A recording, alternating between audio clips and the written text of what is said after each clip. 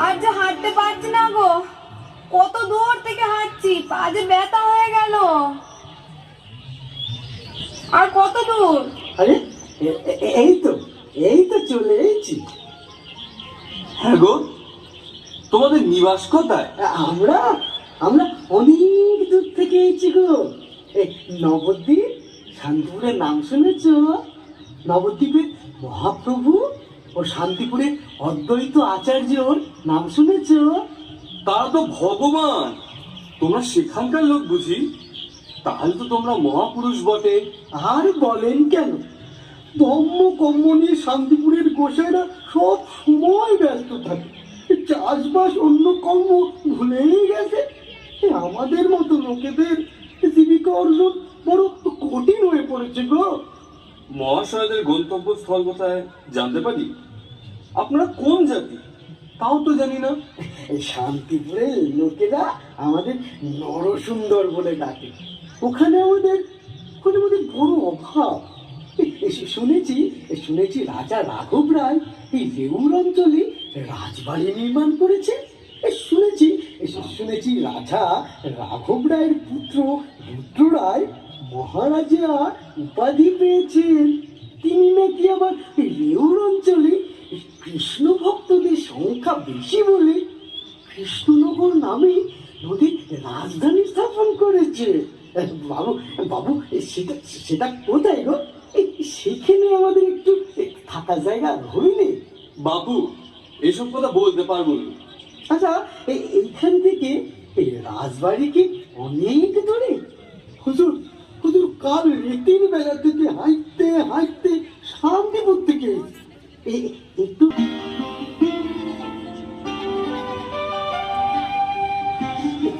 চলো একটু পা চালিয়ে চলো। হ্যাঁ গো, বড় জল তেষ্টা পেয়েছে গো। এই তো মনে হচ্ছে চলে এসছি। বলো তো তোমার দোষ ছিল। কে করবে ওগুলো? হ্যাঁ, কে করবে? তো তুমি না করলে আমি যাবো। আমি যাবো মানে কি বলছো? আমি যাবো মানে হ্যাঁ কি বাবারা চুপ বাবারা কি আছে?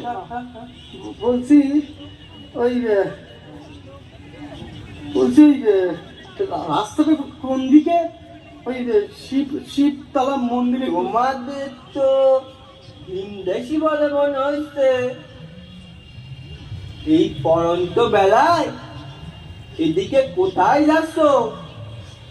সঙ্গে উনি কে? আমরা আমরা শান্তিপুরের লোক গো। সঙ্গে আমার পরিবার খেপি সুন্দরী। ওই পশ্চিমে বামুনপাড়া থেকে আমাদের বললে যে এইখানে নাকি ওই বেলতলায় আটশালা শিব মন্দির আছে, সেখানেই যাচ্ছিল। আচ্ছা বলতে পারো ওই কোন দিক দিয়ে গেলে সেখানে যাওয়া যাবে? আমরা মুসলমান, শিবতলা স্থান কোথায় এটা কি করে বলবো? না চল শোনো গো,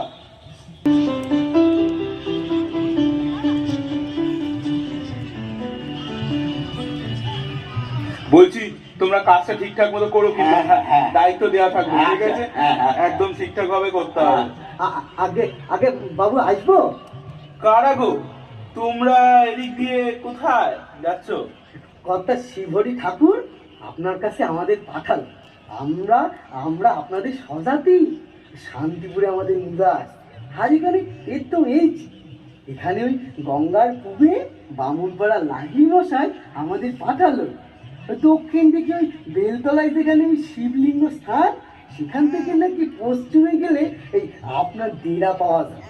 সে আমাদের বললো যে আপনি নাকি আমাদের সহজাতি, তা আপনি আপাতত আমাদের নাকি একটা হিল্লেক করলেও করে দিতে পারেন। তাই হুজুর আপনার কাছে আপনি যদি দয়া করে একটা আমাদের ওই কাজের ব্যবস্থা করে দেন। দেখো, তোমরা স্বজাতি মানুষ, সঙ্গে তোমার পরিবার, তারপর শিব হরি ঠাকুর পাঠিয়েছেন, তিনি আমাদের গায়ের মাথা বলে কথা। তিনি যখন পাঠিয়েছেন একটা ব্যবস্থা তো করতেই হবে। পাচো, ও পাচো। হ্যাঁ বাবু কি বলছে? আরে বলি 3 নম্বর বেড়ে কারা আছে রে? ওটা তো ওই কেষ্টটা করে। ও, ওখানে তো একটা 8 চালা ঘর, গোয়াল ঘর, তারপর চাষের বলদ আর থাকার ঘর আছে না? আছে হুজুর, আছেই তো। ওই কেষ্ট তো বড় কষ্ট পাচ্ছে। হ্যাঁ, ওরা থাকলে তো ভালোই হবে। তা বাপু, তোমার নাম কি? আগে আগে আমার নাম আছে দুলাল পরামানি, পিতার নাম গোবিন্দ পরামানি, মাতার নাম লীলাবতী, এই পরিবারের নাম খেপি সুন্দরী, আমরা শান্তিপুরের বড় গোছের। আরে থাক থাক থাক থাক, এত কথা বলতে হবে না। 3 নম্বর বেড়ে, শোন পাচু, 3 নম্বর বেড়ে এদের নিয়ে যা। আচ্ছা যে ঘরটা খালি আছে হ্যাঁ। সে ঘরটা পরিষ্কার করে দিস। আচ্ছা। সঙ্গে একটা কেরোসিন ভর্তি কুপি হ্যাঁ। আর একটা বড় লাঠি দিস। আচ্ছা। শোনো শোনো শোনো দুলাল, শোনো, এখানে শিয়াল নেকড়ের খুব উৎপাত, তাই লাঠিটা কাছে রাখবে সব সময়। রাত্রেবেলা দরজা বন্ধ করে দেবে, বাইরে বেরোবে না। আর তোমাদের সঙ্গে খাবার দাবার আছে তো? হ্যাঁ বাবু, এই আজকের মতো হয়ে যায় বাবু।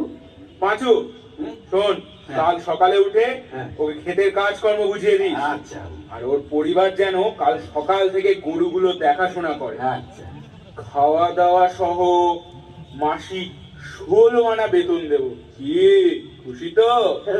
খুশি খুশি, খুব খুশি বাবু। হুজুর, ওই শিব ঠাকুর আপনাদের মঙ্গল করুক।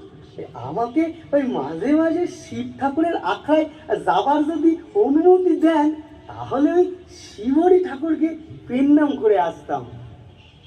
চলি বাবু, চলি। যাও যাও।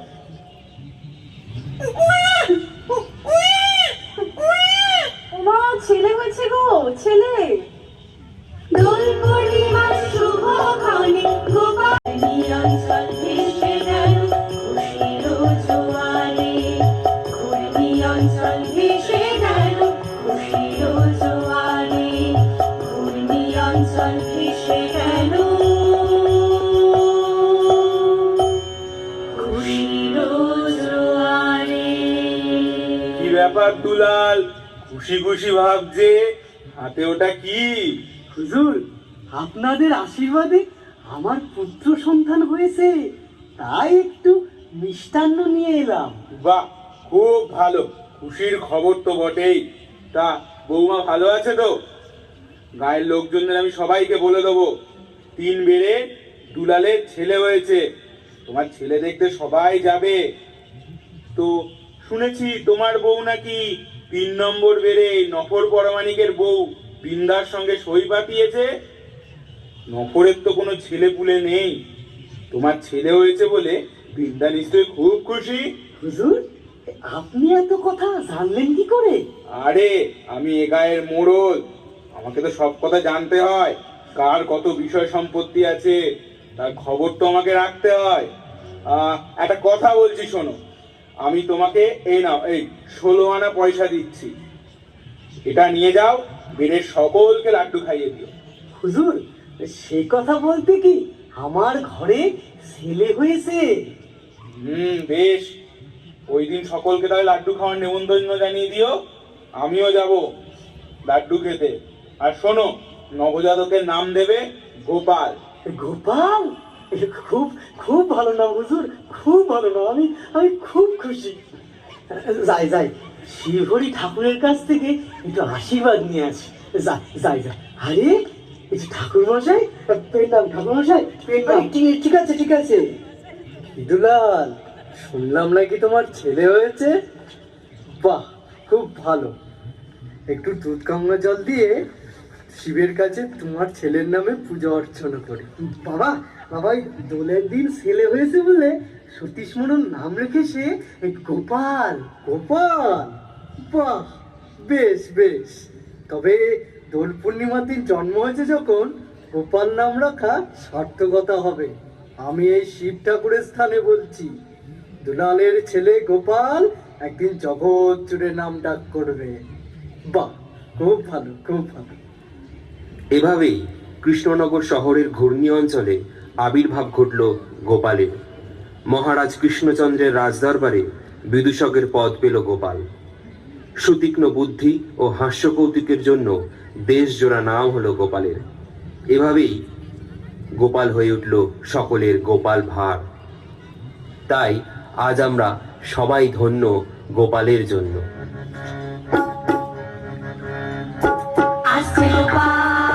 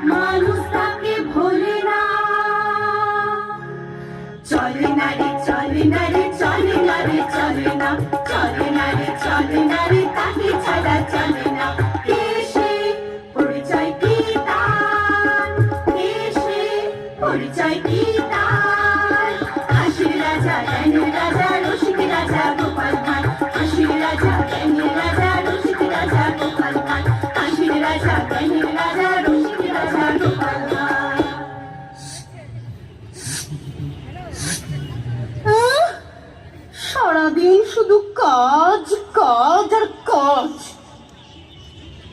কাজ করে মরলাম, সেদিকে চোখ পড়ে না। সারাদিন শুধু কৃষ্ণচন্দ্র কৃষ্ণচন্দ্র আর কৃষ্ণচন্দ্র। আরে ও গিন্নি, সকালে উঠে এত মেজাজ দেখাচ্ছ কেন? হলোটা কি? আবার হবেটা কি? রাজবাড়িতে যাও, মহারাজ তোমাকে খাতির করে। তুমি নাকি মহারাজার লবরত্নের এক রত্ন, তো তোমার একটা কোঠা বাড়ি জোটে না গো। সেই কাল থেকে সতীশ মোড়লের বেড়েই তো পড়ে আছি। সারা রাত দিন দেওয়াল বারান্দা নিকিয়ে যায়, তোমার তো চোখে পড়ে না। এর থেকে আমার মরণ ভালো। গিন্নি, এটা তো ভাবিনি। সত্যি রাজার দারোয়ান কোটা ঘরে বাস করে আর আমি মাটির ঘরে বাস করি, এটা তো ঠিক নয়। আজ একটা মতলব আনবো।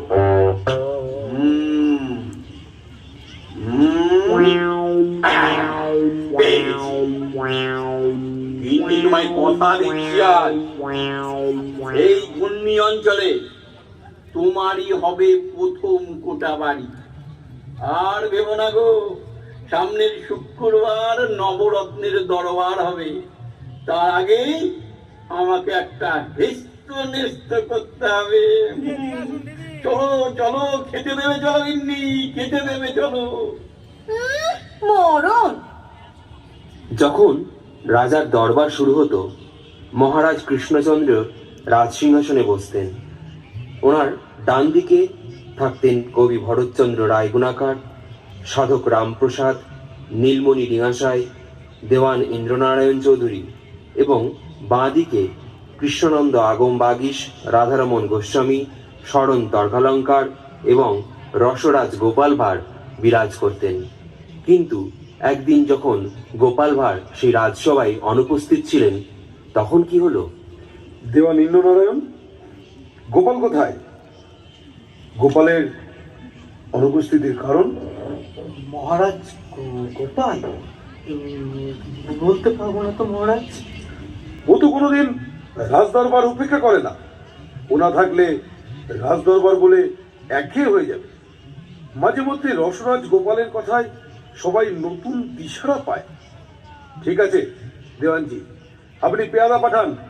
কি ঘটনা ঘটলো আমাকে জানতেই হবে। আজ্ঞা হুজুর। রাজা মশাই দুঃখ কিসের আপনার তাই?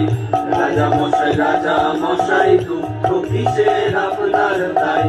রাজা তো ধনে মানে আনন্দেতে ভরে থাকে। রাজা তো ধনে মানে আনন্দেতে ভরে থাকে।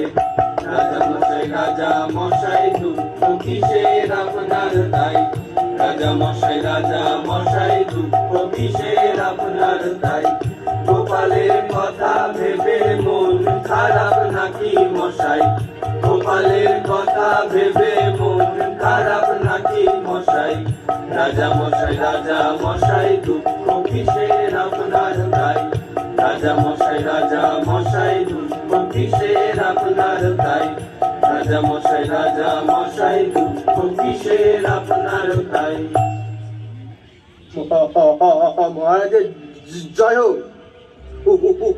হুজুর, গোপাল তার বউয়ের সাথে ঝগড়া করে একটা মাছা বানিয়ে ঘর করে আলাদা হয়ে শুয়ে আছে। কারোর সাথে কথা বলছে না। আপনার কথা বলতেই আপনার উদ্দেশ্যে পেন্ডাম করে বলল, আমি আর রাজসভায় যাব না, আমি আর মহারাজের দর্শন পাবো না। পেয়াদা, দেওয়ানজিকে ডাকো। আচ্ছা মহারাজ। দেওয়ানজি, মহারাজ ডাকছে। আজ্ঞা হোক মহারাজ। হ্যাঁ দেওয়ানজি, আমি গোপালের বাড়ি যাব। পালকির ব্যবস্থা করুন, সঙ্গে পাইক বরকন্দাজ নিয়ে যাব। গোপালের মুখে শুনেছি গোবিন্দের সড়ক পার হয়ে ডান দিক দিয়ে নদীর উপকূল দিয়ে যেতে হবে, বুঝলেন? হ্যাঁ মহারাজ, ঠিকই বলেছেন। তবে যাওয়ার পথে নদীর ধারে একটা গোভাগাড় আছে। সেখানে দিনের বেলায় চিল, শকুন ও শেয়ালের উপদ্রব আছে। সন্ধ্যায় নেকড়ে ঘোরাঘুরি করে। তাও এই অঞ্চলে নাট্য থেকে আসা কয়েকজন শিল্পীরা বসবাস শুরু করেছে। মা রাজরাজেশ্বরীর মূর্তি গড়ার জন্য ওদের নিষ্কর জমি দিয়েছি। তাদের সঙ্গে দেখা হয়ে যাবে। সঙ্গে সঙ্গে আপনিও কিন্তু যাবেন। আমিও? ঠিক আছে মহারাজ।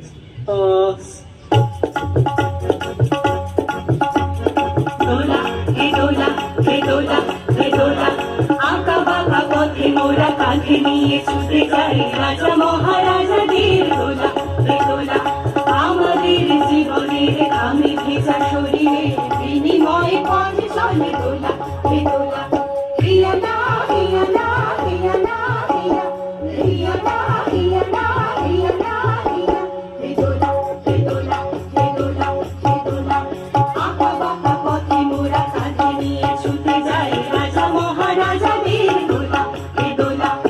আমাদের জীবনের ঘামে ভেজা শরীরে বিনিময়ে পথ চলে দোলা হে দোলা।